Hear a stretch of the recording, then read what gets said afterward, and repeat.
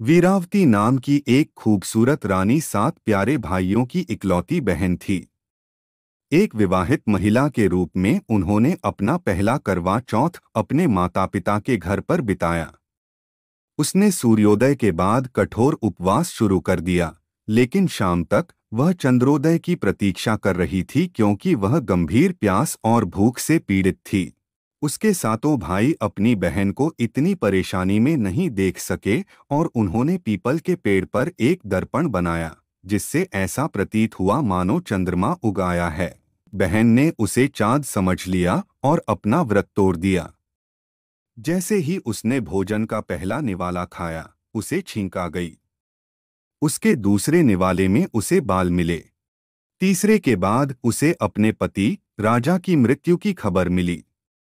उसका दिल टूट गया। वह रात भर रोती रही जब तक कि उसकी शक्ति ने एक देवी को प्रकट होने और पूछने के लिए मजबूर नहीं किया कि वह क्यों रो रही है। जब रानी ने अपनी परेशानी बताई तो देवी ने बताया कि कैसे उसके भाइयों ने उसे धोखा दिया था।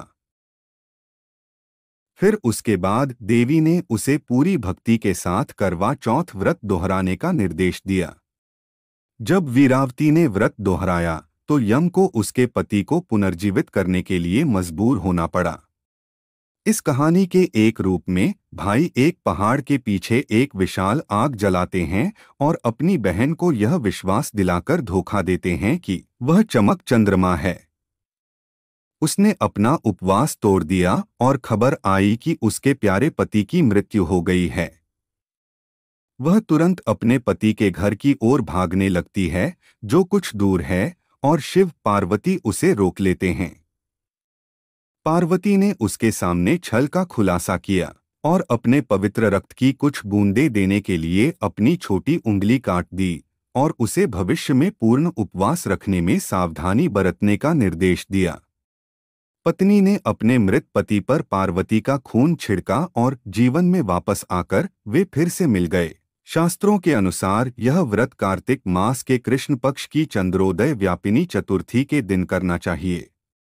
पति की दीर्घायु एवं अखंड सौभाग्य की प्राप्ति के लिए इस दिन भालचंद्र गणेश जी की अर्चना की जाती है।